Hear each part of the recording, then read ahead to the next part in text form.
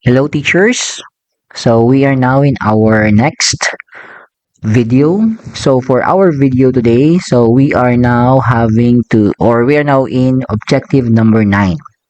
So if you are following or nakapanood nyo po yung ating mga naunang video, tapos na po natin ipakita ang mga NCOY for Master Teacher, PMS, Objective 2, 4, 6, 8, at ngayon naman po ay Objective 9. Buksan natin. Ayan. So ano po ba ang hinahanap o hinihingi sa atin sa objective number 9? So andito po.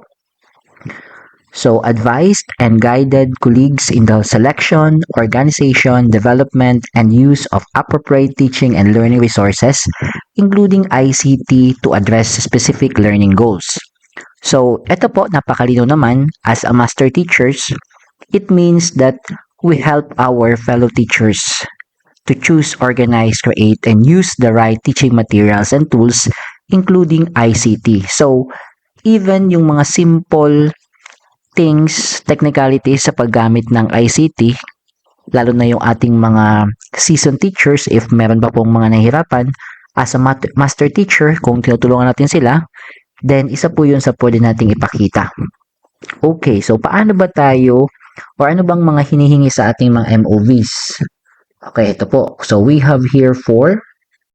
And again, mas maganda po na ipakita natin tong 4 because if you're going to apply for reclass for higher teaching position, ang mga assessors ay hinahanap po ito halos lahat. So, una po is yung ating COT. Of course, yung inyong COT that you demonstrated level 8 in the PPST indicator, nandun naman po nakalagay doon yung sa ICT.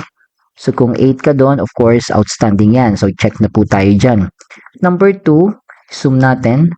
Approved LAC plan or Instructional Supervisory Plan. Ito po yung pinaka-easy na mapapakita natin.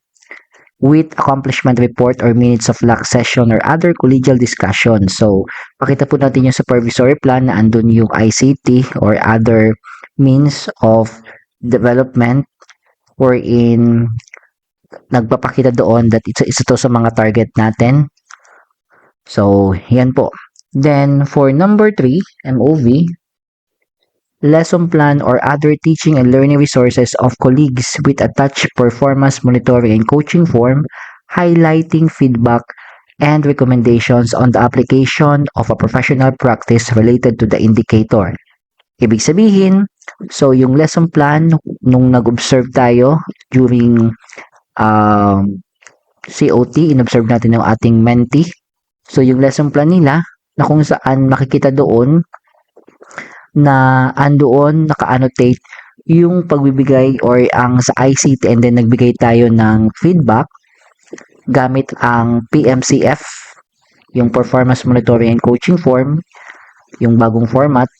Then, makikita doon kung paano tayo nakapagbigay ng feedback and recommendation on the application of the professional practice related to the indicator. At anong indicator ito? So, yung use of ICT or other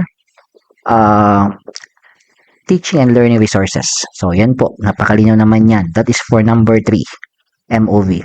For number 4, MOV, ito po. Accomplished performance monitoring and coaching form, highlighting the colleague's progress in the application of a professional practice related to the indicator. Ano ibig sabihin? Sa number 3, may attach tayong PMCF wherein nakapagbigay tayo ng feedback and another performance monitoring and coaching form, PMCF ulit, kung saan nakikita or naipakita doon na based sa ating observation, nagkaroon na siya ng improvement or progress in the application of the for example, use of ICT. Okay, so ngayon, magpili tayo ngayon ng mga sample. So anyway, pakita po lang muna natin. So ito po yung MOV niyan. So ito yung dalawang performance coaching and monitoring form. So let's start with the objective number 9 sample. Okay. So, ito po yung sample niya, MOV number 1. Nalagay ko na lang po dito para hindi kayo mahirapan. So, yung COT, guide po ito. Lagay nyo po dyan. Attendance ng colleague nyo na nag-observe or kasama na yung principal during the observation. And then, dun sabi ko nga kanina, So at least you were able to deliver an outstanding CO. In-observe kayo ng inyong principal na 8 ang kuha nating rating. Okay, sa MOV number 2, yung ating approved instructional supervisory plan. So, ito po, magpakita tayo ng sample. Ayan po, naka-highlight yung ating focus. Matulungan yung ating mentees or colleagues in the application of content, knowledge, and use of varied teaching strategies aligned with PPST indicators. So, isa na po dyan yung tinatawag natin yung improvement ng mga strategies used in teaching. So, pwede pumasok na dyan yung sa ICT. And of course, dito sa ibang mga CRA, so, andyan na din po yung iba. Okay? So, papasok na din po dyan. So, ang mahalaga dito is you have shown a supervisory plan aligned with the objective. So, ito naman po yung MOV number 3. So, lesson plan ng ating mentee. Okay, so, pwede pong screenshot or pwede naman yung actual lesson plan kasi sometimes iba, or hindi naman sometimes, talagang binibigyan tayo ng copy. So, meron tayo yan, ilagay nyo lang dyan. Then, sa mga copy nila may annotation. So, dito po, makikita nyo naka-highlight. May mga highlight yan. Use of teaching strategies. And then, use of ICT. So, heto po, naka-highlight. 4.5.2. ICT to address learning goals. Okay. So, gumamit ng ICT dyan. For example, isang interactive game or PowerPoint. Okay. So, then, meron tayo dyang performance coaching monitoring form. So, ito pala yung sa MOV number 3. So, ang ibig sabihin lang naman kasi nito is dapat na-observe yun. Na-highlight, ma-highlight doon dito sa performance coaching and monitoring form. Okay, ito.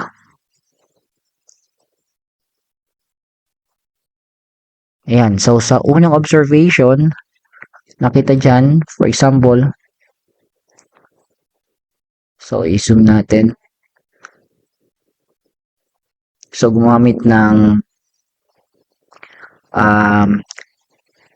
nagpakita tayo dito ng gumamit ng appropriate teaching strategies. So, na-observe natin dyan. Then, nagbigay tayo ng feedback, sample. Ito, i-zoom pa natin para makita ninyo. Continued guidance was provided on selecting and organizing varied instructional materials including ICT aligned with learning goals. So, yan yung isa sa mga feedback natin or recommendation sa unang observation. Siyempre, babalikan natin yan or binalikan natin yan. So, ito naman yan yung MOV number 4. So, sa MOV number 4, I hope you can follow, or if not, pwede naman kayo mag-comment sa comment section. Sa MOV number 4, nakalagay po dito, accomplish performance monitoring coaching form, highlighting the colleague's progress. Okay, i-highlight ko po progress. So, ito po, ipakita natin yung pangalawang performance coaching and monitoring form. Dapat makikita dyan, ito na po yun, second observation, nakalagay naman po dyan, second observation, ito po. Dito sa feedback, yan. Ayan, i-zoom natin. The mentee is commended for applying the recommendations from the previous coaching session, particularly improving the use of varied and appropriate teaching resources. Ayan. So, yan po, napakalino naman na na-highlight natin yan sa ating performance coaching monitoring form. So, kapag nakapasa na tayo niya, nakapag-submit tayo, then complete na natin yung 4 na MOV na hinihingi sa objective number 9. So, yan. So, I hope nakatulong po tayo sa ating pagbibigay ng mga sample MOV, especially sa ating mga bagong master teacher. Yan. So, if you have questions, feel free po to comment sa comment section. That's all po. Thank you for watching and God bless.